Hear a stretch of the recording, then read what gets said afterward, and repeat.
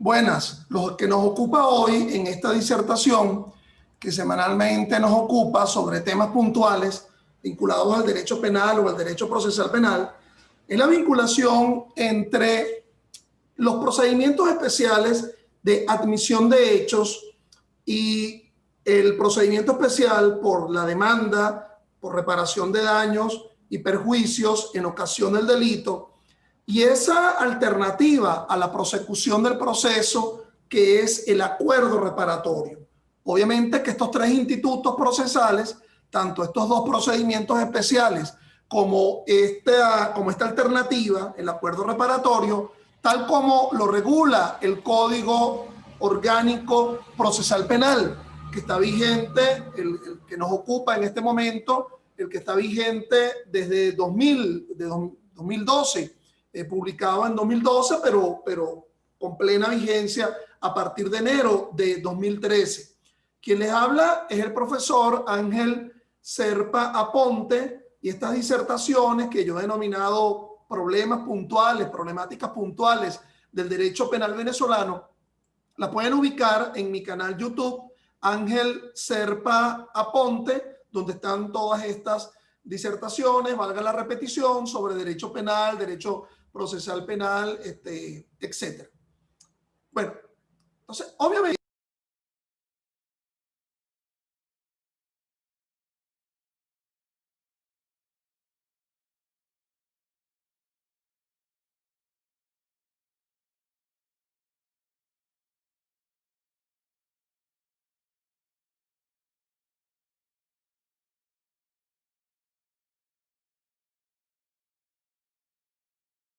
vamos a retomar esto. Decía yo que si esto se vincula a lo que habíamos comenzado con anterioridad, que por razones, por problemas técnicos,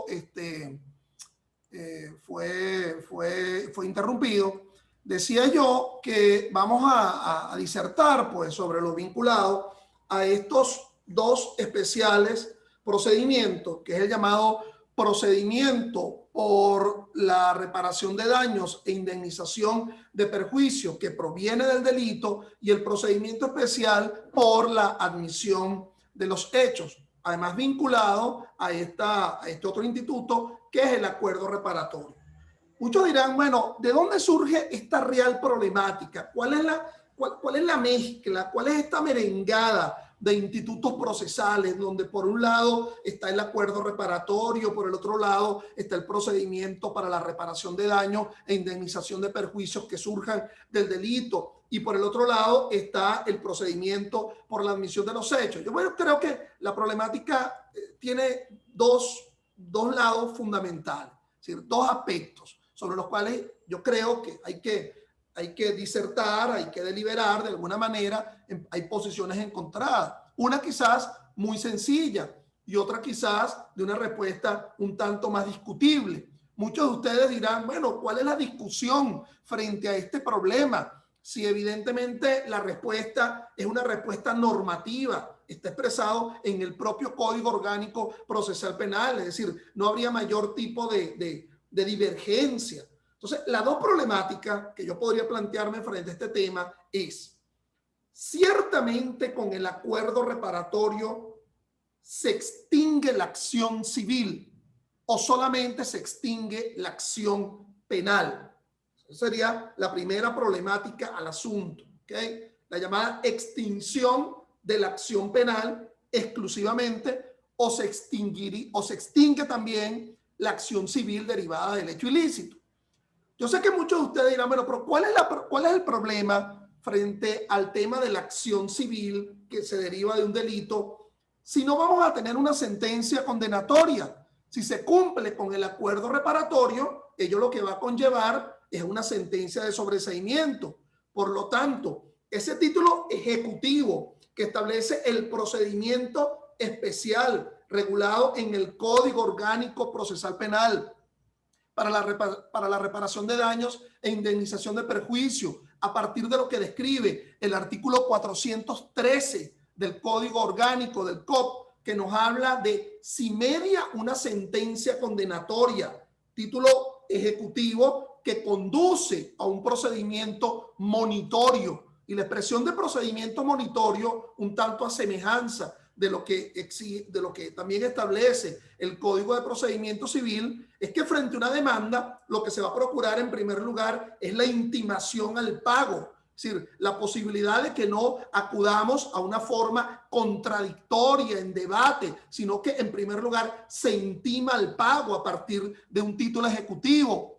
Un título ejecutivo como un cheque, cuando existían los cheques, ¿verdad? Protestado, en donde se refleja que francamente hay un incumplimiento, un contrato no cumplido. Entonces, aquí lo que estaría derivando la responsabilidad penal sería una sentencia condenatoria.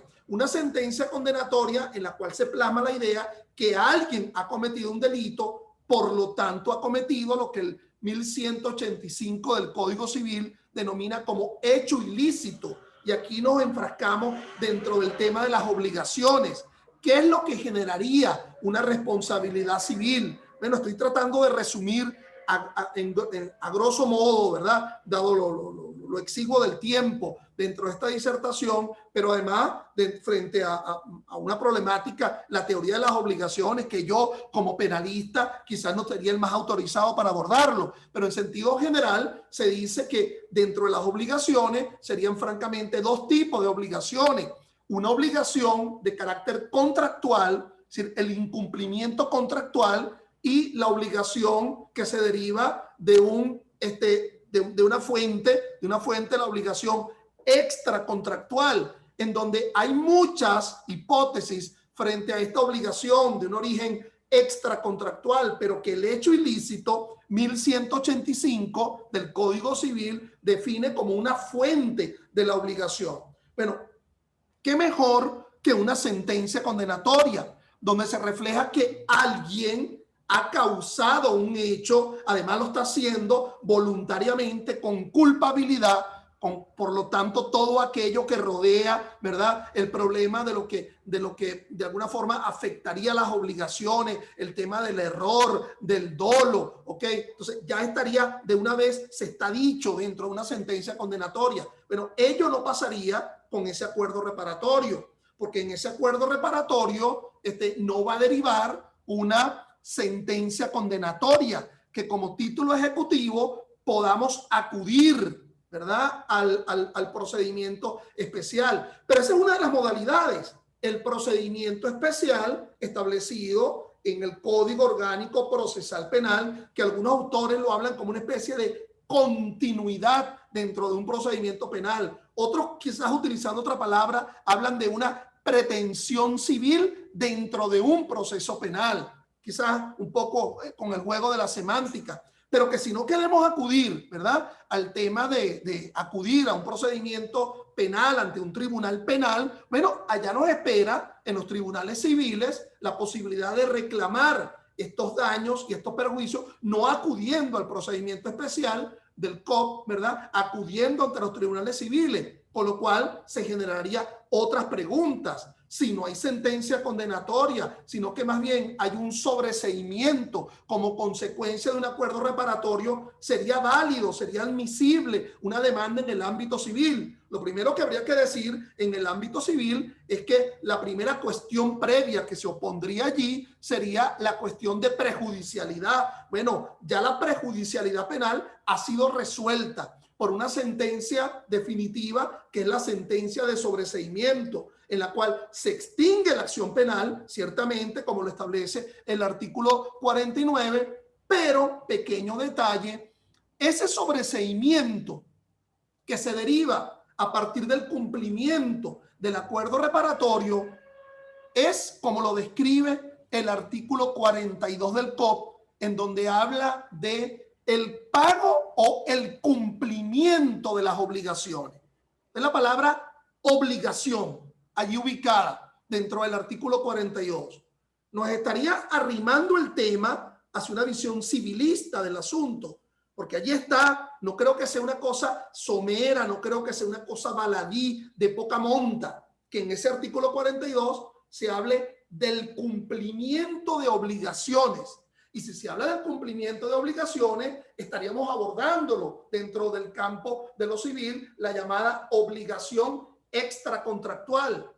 Por lo tanto, no solamente se extinguiría la acción penal con el pago del acuerdo reparatorio, sino que se extingue también la acción civil cuando alguien voluntariamente, en avenimiento con la víctima, el victimario, en avenimiento con la víctima, preguntándosele una opinión al fiscal del Ministerio Público, de paso que no refleja el problema de la aquiescencia del fiscal del Ministerio Público no conduce a un determinismo en la decisión de parte del juez de control. El juez de control pudiera apartarse a esa negativa, a esa no aquiescencia por parte del fiscal del Ministerio Público en el sentido que el acuerdo reparatorio conduzca a una extinción. La otra problemática, porque ustedes dirán, bueno, pero también metiste allí el tema de la admisión de los hechos. Claro, lo que está vinculado a la admisión de los hechos es que si acudimos a la sede penal para demandar la reparación del daño y la indemnización del perjuicio, y aquí con más razón, porque no hay una sentencia de sobreseimiento, lo que deriva la admisión de los hechos es una sentencia condenatoria.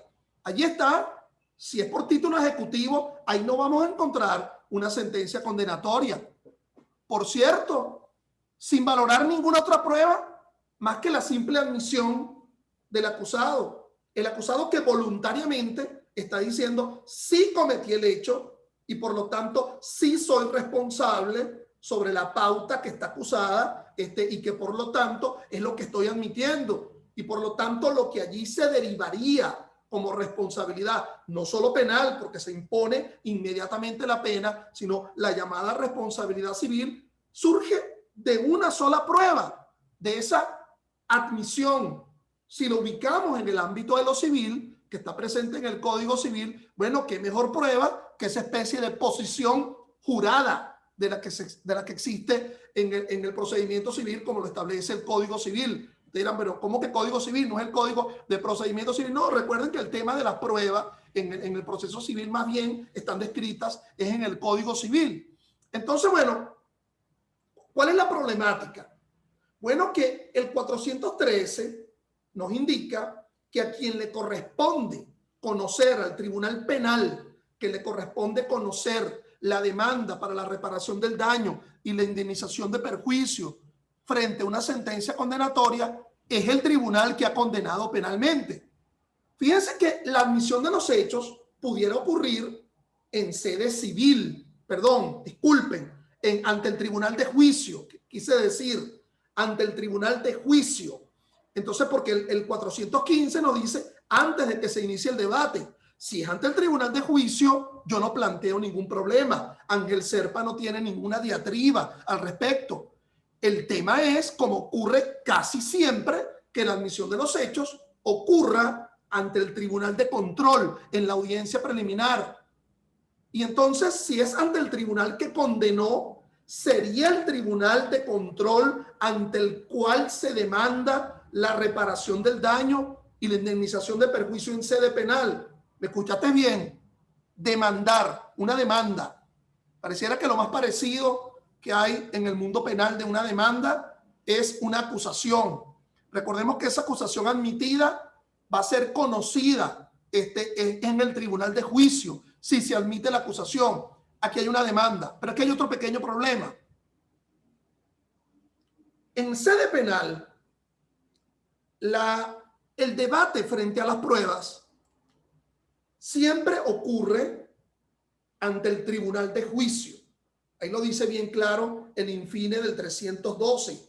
No se podrá realizar en la audiencia preliminar lo que le compete al juicio. Y lo que le compete al juicio fundamentalmente es el debate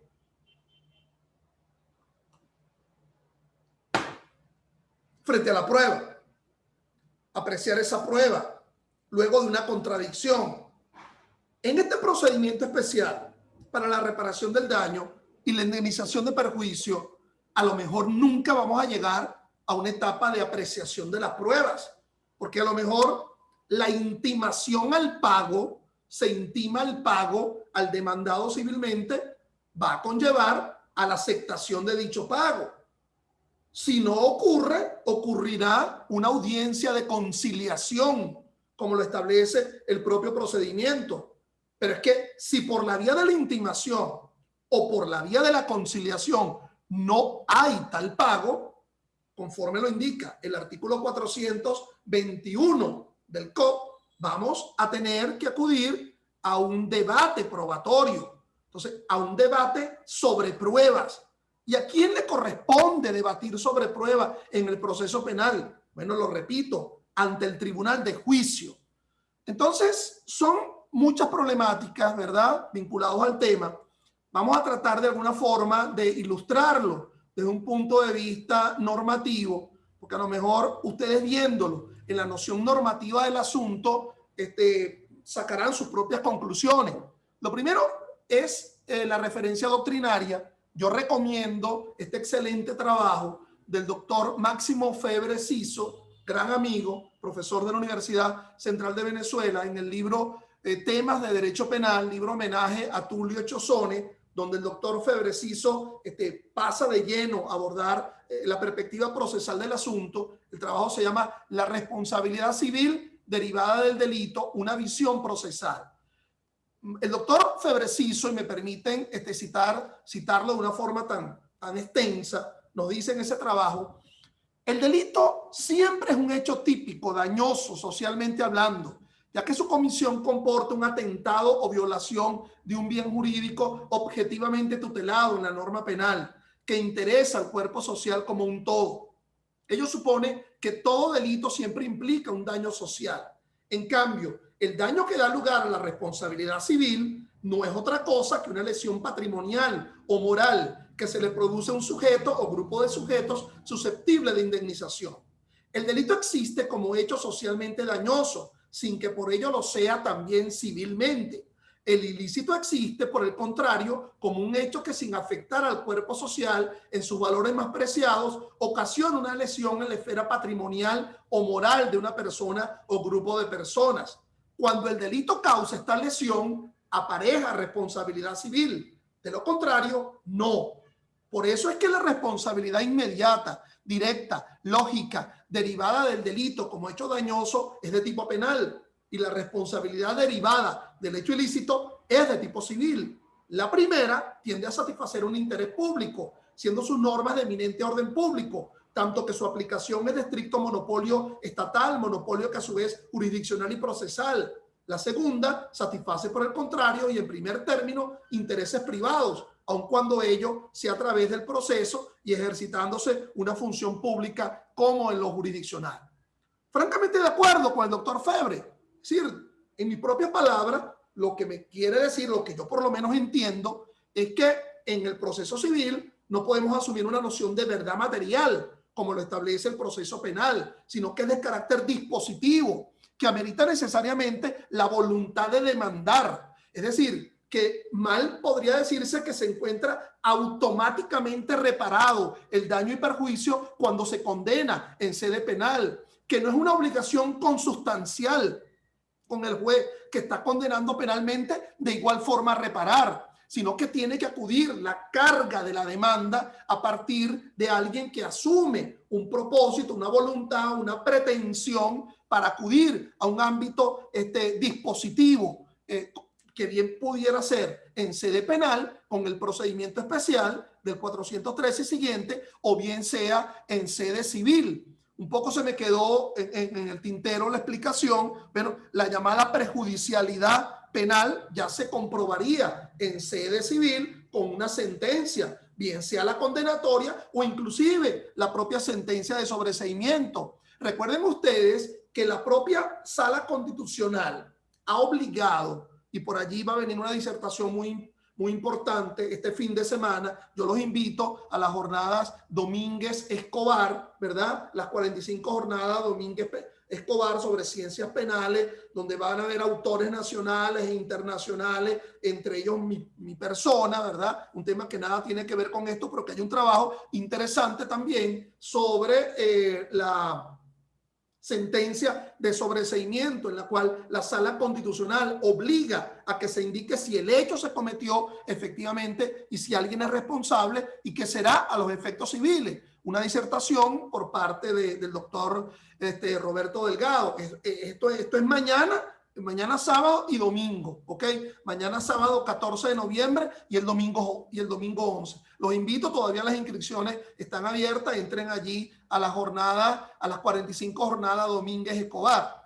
Entonces, bueno, siguiendo las posiciones doctrinarias al respecto, también yo debo resaltar dos trabajos importantísimos sobre el tema. Uno, el de la doctora Magali Vázquez, en su importante libro que se llama Procedimientos Especiales Penales, donde se abordan todos los procedimientos especiales, inclusive este procedimiento para la reparación del daño, en la cual diferimos de alguna forma en lo que a renglón seguido abordaré. Y también el especial trabajo de la doctora María Inmaculada Pérez Dupuy, se llama Procedimiento de la Reparación de Daño y la Indemnización de Perjuicios a las Víctimas de Delito, que también se encuentra en internet, en la web, ustedes lo pueden encontrar. Esto fue dentro de una jornada del Ministerio Público de Protección a la Víctima del año 2001. Entonces son dos trabajos importantes donde estas prestigiosas doctoras, ¿verdad?, abordan el tema del procedimiento para la reparación del daño. ¿Qué nos dice Alberto Binder en su introducción al derecho procesal penal? Con relación a todos los procedimientos especiales, no solamente a estos dos que nos ocupan, es decir, ¿qué sería la justificación de por qué existen los procedimientos especiales? La respuesta procesal a esta necesidad suele ser el establecimiento de mecanismos simplificados para arribar a la sentencia, procesos monitorios o abreviados. Estos mecanismos son muy útiles, pero deben ser legislados con cuidado para que no se conviertan en una forma de acabar con ese conjunto de garantías que significa el juicio oral y público. Los tribunales no deben aplicar estos mecanismos de un modo automático, sino que siempre deben controlar que cumplan su contenido, su cometido, se respeten con las garantías. Es decir, el hecho que se acuda a un procedimiento monitorio, que sea célere, que sea breve, no desdice el incumplimiento de garantías. Y una de las garantías fundamentales es la garantía al conocimiento probatorio. Es el llamado favor probatione.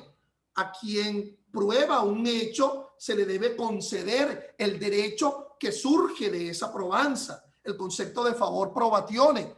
Pero también dentro del debido proceso se habla del juez natural, un código que concibe que todo el quehacer probatorio ha estado vinculado a un juez de juicio, porque es ante el cual se puede debatir en contradicción una prueba por expresa referencia a una norma, te hace hablar de una competencia específica para inclusive los procedimientos especiales, sobre todo si hay una norma que es el artículo 353 del COP, que nos habla del principio de supletoriedad. Todo lo que no esté indicado especialmente en los procedimientos especiales se tomará como lo hace el procedimiento ordinario. Principio de supletoriedad, artículo 353. Si en el procedimiento ordinario se habla de que el quehacer probatorio se realiza ante un tribunal de juicio, entonces le correspondería al tribunal de juicio acudir a esa fase, a esa modalidad del asunto cuando no ha habido una aceptación frente a una demanda ante un procedimiento de reparación de daños. Fíjense el tema de la admisión de los hechos. El 375 nos indica: el procedimiento por admisión de los hechos tendrá lugar desde la audiencia preliminar una vez admitida la acusación hasta antes de la recepción probatoria. Es obvio que si quien ha condenado por la admisión de los hechos es un tribunal de juicio, cuando vestibularmente condenó, dada la voluntad a admitir los hechos antes de que se iniciara el debate, pues no hay problema, listo. Ya el propio tribunal de juicio que ha condenado y ante el cual orgánicamente se le atribuye el quehacer probatorio, ahora también va a realizarse el debate para la probanza, ¿verdad?, del daño material. Obviamente son dos propósitos distintos, mis estimados. En una sentencia condenatoria penal, lo que se busca con ella, como cosa juzgada, como res judicata, es la probanza de una responsabilidad que conduzca a una sanción penal. Eso de la llamada la finalidad ulterior del derecho penal, lo que se llama la ratio última de ese derecho penal. Pero obviamente que la finalidad para una sentencia condenatoria desde un punto de vista civil sería la probanza de que ese específico hecho fue el causante directo de una afectación patrimonial, ¿ok? De un daño o de un perjuicio. Ese perjuicio y el perjuicio por la vía del llamado daño moral, ¿ok? Entonces, fíjense que el propio artículo 375 nos indica que para imponer la pena por la admisión de los hechos, lo indica claramente el 375, el juez debe tomar en cuenta todas las circunstancias, tomando en consideración el bien jurídico afectado y el daño social causado, concepto de daño. Con lo cual, evidentemente, pues una sentencia condenatoria por la admisión de los hechos también es un título ejecutivo para esa otra responsabilidad que sería la civil. El 42 del COP, aquí estamos abordando, es del acuerdo reparatorio. En caso de que el acuerdo se hubiera realizado después de admitida la acusación o antes de la apertura del debate, si se trata de un procedimiento abreviado, el juez procederá a dictar la sentencia condenatoria correspondiente fundamentada en la admisión de los hechos, realizada por el imputado conforme al procedimiento por la admisión de los hechos. De igual forma, en el 47.1, que alude a la llamada suspensión condicional del proceso, si el acusado incumple en forma justificada alguna de las condiciones que se le impusieron o de la investigación que continúe realizando el Ministerio Público, surgen nuevos elementos de convicción que relacionen al acusado con otro u otros delitos, el juez decidirá mediante auto 1. La revocación de la medida de suspensión del proceso y dictar la sentencia condenatoria fundamentada en la admisión de los hechos. Entonces, mis estimados, esa sentencia condenatoria por la admisión de los hechos no solamente es producto de la manifestación de una voluntad a que se me imponga inmediatamente la pena, sino que la sentencia condenatoria también puede ser el producto del incumplimiento de sendas alternativas a la prosecución del proceso. En un caso del acuerdo reparatorio y en el otro caso de la suspensión condicional del proceso. De igual manera, esa sentencia condenatoria iría a conducir a la posibilidad de que ella se configure en título ejecutivo para la demanda para la reparación del daño, bien sea en sede penal o bien sea en sede civil. Por cierto, esa condena adjunta a la demanda sería la prueba fundamental. Cuando hablamos de la prueba fundamental, aquí, como para hacer el procedimiento monitorio, lo tendríamos con la propia sentencia condenatoria. Como diríamos en el país, ¿para qué más? ¿Ok? Que la propia sentencia condenatoria. Pero obviamente se exigiría algo más que sería, bueno, esa atribuibilidad de esos hechos a ese específico perjuicio patrimonial. Porque aquí lo que queríamos es demostrar la existencia del perjuicio, bien sea directo o bien sea por la vía del daño moral. El 30 de la Constitución, como gran paraguas regulando todo esto, indica que es obligación del Estado proteger a la víctima de delitos comunes y procurar que los culpables reparen los daños causados. Es decir, ya la propia Constitución nos está indicando que ese concepto de ius puniendi no solamente se circunscribe al ámbito de la sanción penal directamente, sino que es como consecuencia natural de la sanción la reparación.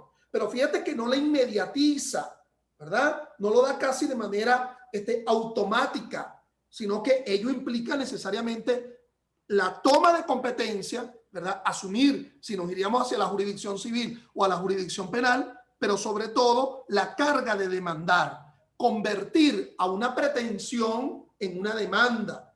Es decir, de alguna forma ya no se da de forma automática la sanción que repara, sino la sanción va a sustentar la pretensión de la reparación. Ello bien sea en sede penal o en sede civil, como ya lo he dicho varias veces.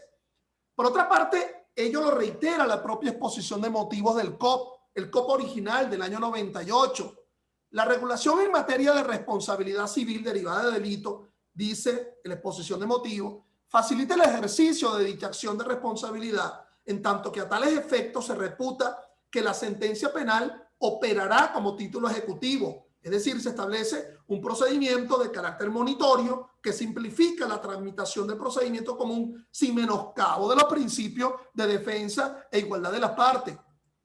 Como se dan cuenta, en esa exposición de motivos huele mucho a Binder, ¿verdad? Huele mucho a la postura que asumió en su famoso Introducción al Derecho Procesal Penal este gran doctrinario Alberto Binder, que también lo vamos a tener, ¿verdad?, en la jornada, pero que también en las otras jornadas multijurídicas sobre derecho penal y ciencias afines, que también los invito el día 27 y 28 de noviembre. Ubiquen las coordenadas y todo en la página multijurídica.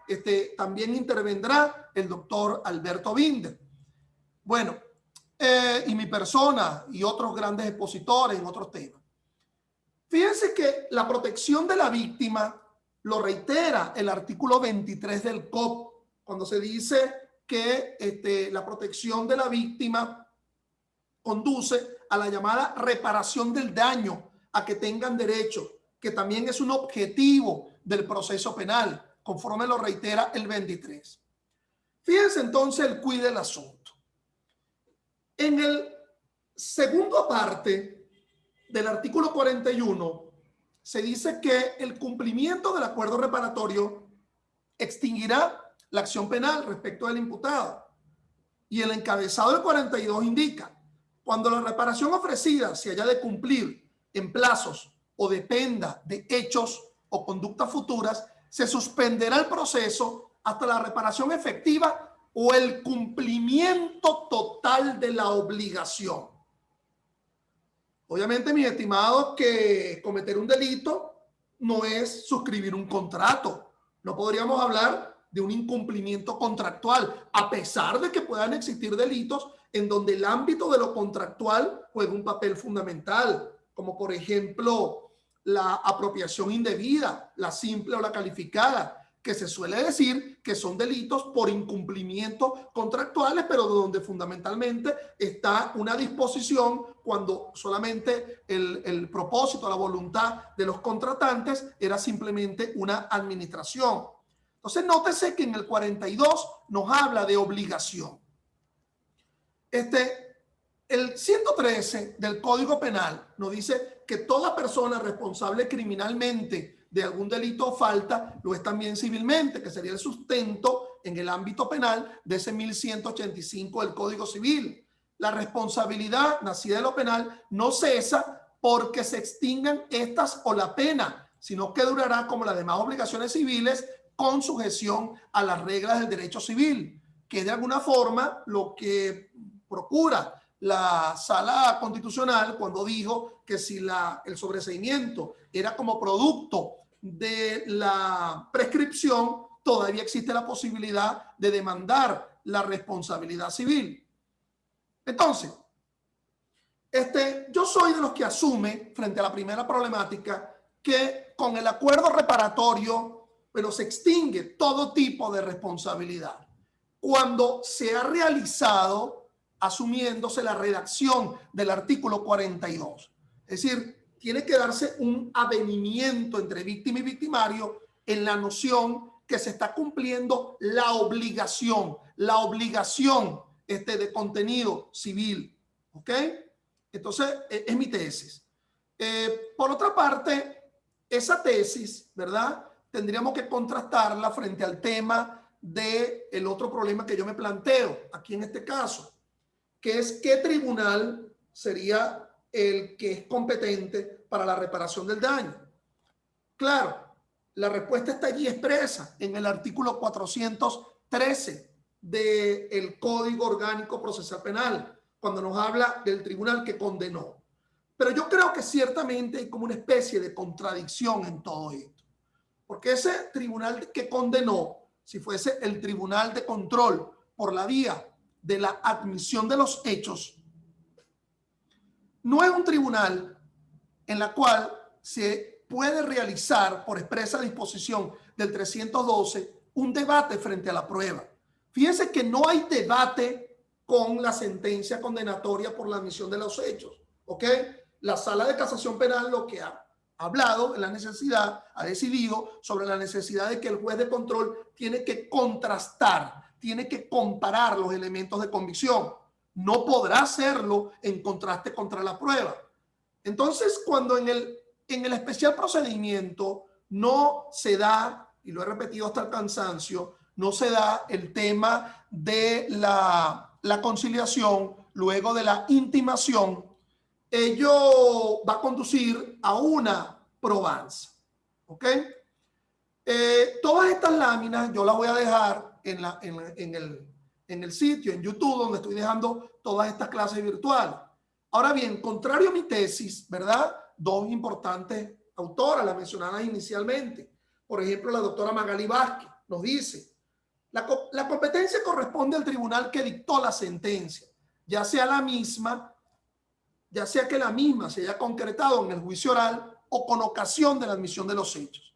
Respecto a esta competencia, se ha pronunciado la Sala Constitucional en el fallo que allí se señala, el 1665 del 17 de julio de 2002. Pero cuando uno entra al fallo, realmente el fallo no pasa a analizar si le corresponde efectivamente al juez de control por la vía de la admisión de los hechos, sino que simplemente transcribe el propio artículo 413. Por otra parte, la doctora María Inmaculada Pérez Dupuy, en el trabajo inicial, Procedimiento para la reparación del daño y la indemnización de perjuicio, nos indica que la Sala Constitucional no se ha pronunciado de manera expresa sobre el punto, pero existe un precedente en el que consideró que la falta de pronunciamiento del juez de control sobre la admisibilidad de la demanda civil constituye violación a las garantías, refiriéndose a la sentencia 2123 del 29705.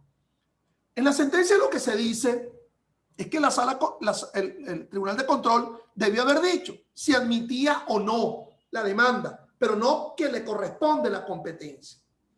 Toda esta disertaciones, mis amigos, está a punto de, ustedes pueden leerla por escrito, en la revista Lexington, ¿verdad? Donde tengo una disertación sobre lo que se está analizando, la revista Lexington, ¿verdad? De noviembre del año 2020, al cual los invito a que la lean sobre mis consideraciones